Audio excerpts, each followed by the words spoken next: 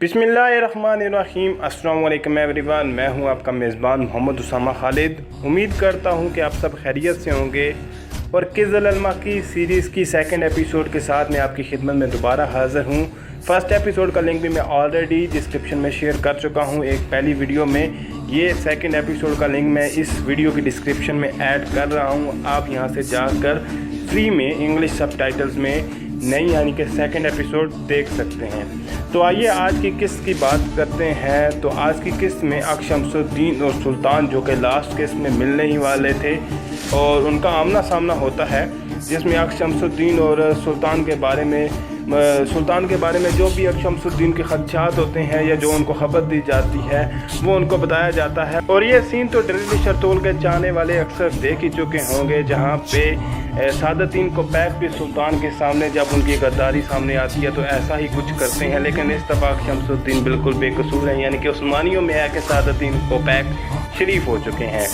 अब अगर बात की जाए यहाँ पे मारा खातून की, तो वो तो सराय में आ चुकी हैं, लेकिन जेनी खातून का उनसे आमना सामना होता है और वही उनको हरम में सबसे पहले इस्तकबाल करने के लिए आती हैं। और साथ ही साथ सुल्तान मुराद खान को इस बारे में खबर पहुँचाई जाती है कि जो शहजादे हैं, शहजादे महमद, वो भी उस जगह पे यानी बाहर मछलियों का शिकार करने के लिए चले जाते हैं। जिसके बाद जिसको सुनने के बाद सुल्तान काफ़ी गुस्से में आ जाते हैं और जान उसको भी इस बात पर डांटते हैं कि आप उसके कैसे उस्ताद हैं जिसको पता ही नहीं है कि महमद है वो इस वक्त कहाँ है और कैसे वो सराय से बाहर निकल गया। और इस बात पर वो थोड़े गुस्सा होने के बाद शहजादे की तरफ चलते हैं, जबकि मारा खातून का फिर एक दफ़ा से सीन दिखाए जाते हैं जहाँ पे मारा खातून अपने कमरे में ही होती हैं और वहीं पे सुल्तान की यानी कि वालिदा सुल्तान की एंट्री होती है और वो जो है वो मारा को अब खुश मकदम कहती है और काफ़ी अच्छे अंदाज में वो खुश मकदम कहती हैं। जबकि जैनी खातून का रवैया उनके साथ ठीक नहीं होता, लेकिन जो वालिदा सुल्तान है उन्होंने बड़े अच्छे तरीके से उनको खुश आमदीद कहा सराय में। अब बात करें अगर सदर आज़म पाशा यानी कि उनकी, तो सदर आज़म पाशा जो हैं वो जानो पाशा को इस बात पर राज़ी कर रहे होते हैं कि अगर अक शम्सुद्दीन मर जाता है तो इससे सल्तनत का ही फ़ायदा होगा और एक शेख क्या सल्तनत के लिए कुर्बानी नहीं दे सकता। लेकिन जानो से फेस एक्सप्रेशन से लग रहा होता है कि वो इस चीज़ को मानने के लिए यानी इस चीज़ को एक्सेप्ट करने के लिए तैयार नहीं है। अब अगर बात की जाए तो जैनी खातून से भी एक दफ़ा सवाल किया जाता है कि क्या महमद की वो देखभाल नहीं कर सकती, क्योंकि महमद उनकी निगरानी में ही सराय से बाहर गए हैं। तो उनसे भी एक दफ़ा वो सवाल करते हैं और आज की किस्त में हुमा खातून का इलाज दिखाया जाता है, जहाँ पे अक शम्सुद्दीन उनकी हालात को, उनकी बीमारी को देखते हुए कुछ अद्वियात उनके लिए बताते हैं और उनका जो इलाज है वो बताते हैं। फिर इसके बाद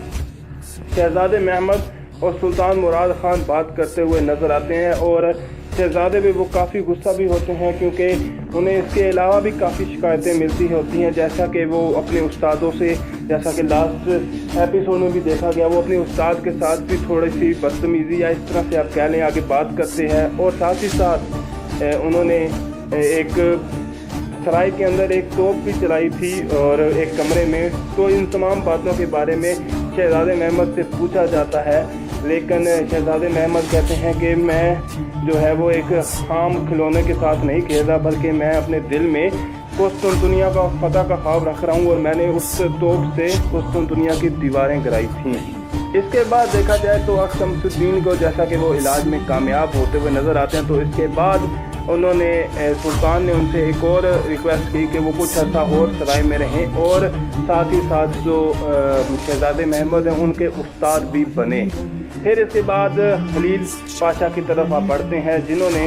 उनकी गैर मौजूदगी में जो भी पायतख्त में हुआ उनकी तमाम खबरें अपने सिपाही से लीं और इसके बाद उनको इस चीज़ का पता चलता है कि शहाबुद्दीन पाशा पर कातिलाना हमला पायतख्त की सड़कों में किया जाता है। और इसके बाद हुमा खातून और सुल्तान मुअज़्ज़म का एक सीन दिखाया जाता है, जहाँ पे सुल्तान मुराद हुमा खातून से मिलने आते हैं और जैसा कि आप देख सकते हैं ये एक छोटा सा ही, इतना ज़्यादा बड़ा क्लिप नहीं होता है, लेकिन शॉर्ट सा एक सीन होता है। शहाबुद्दीन पाशा सच्चाई का पीछा करते हुए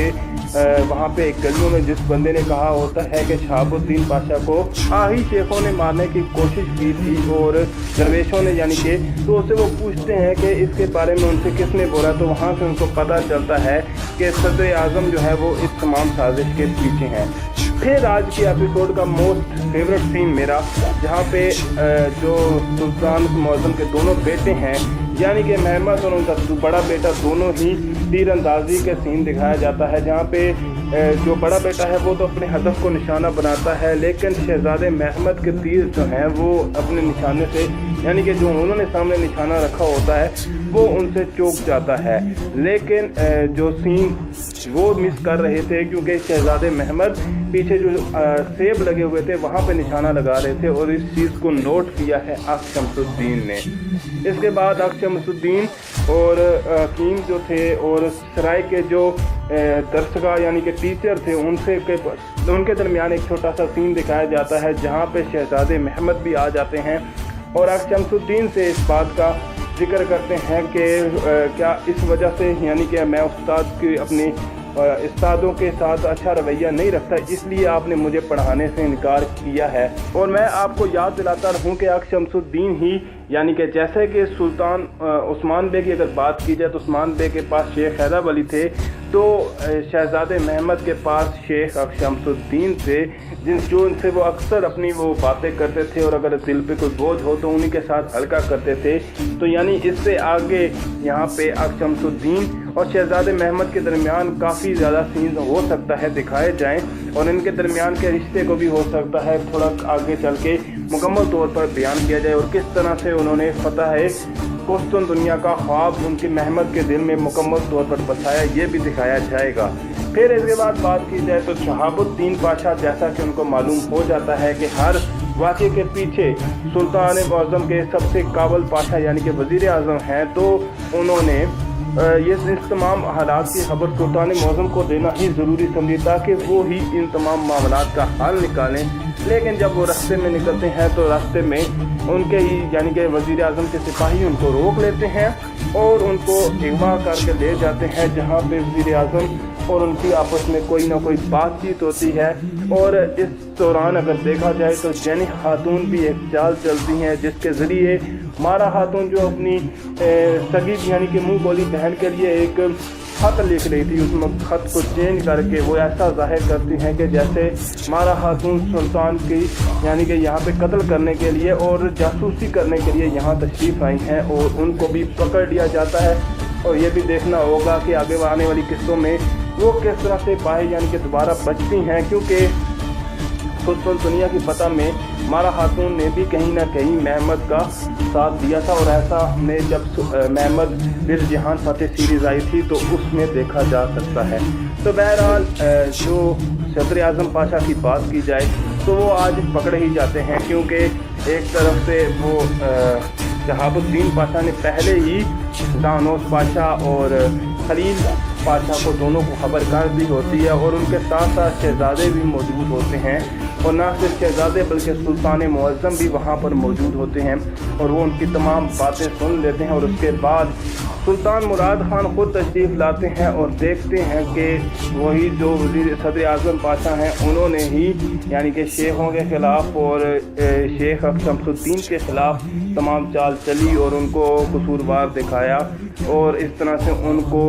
एपिसोड के एंड पर सज़ा दी जाती है। तीसरी किस्त में देखने वाली बात होगी अब आगे स्टोरी किस तरह से बढ़ती है और आगे आने वाली किस्त में क्या होता है। मज़ीद अपडेट्स जानने के लिए चैनल को सब्सक्राइब करना मत भूलिएगा, वीडियो को लाइक लाजमी करिए, बेल आइकन को प्रेस करें ताकि आपको तमाम अपडेट्स मिलती रहें। मिलते हैं बहुत जल्द, तब तक के लिए इजाज़त दीजिए। अल्लाह हाफिज़।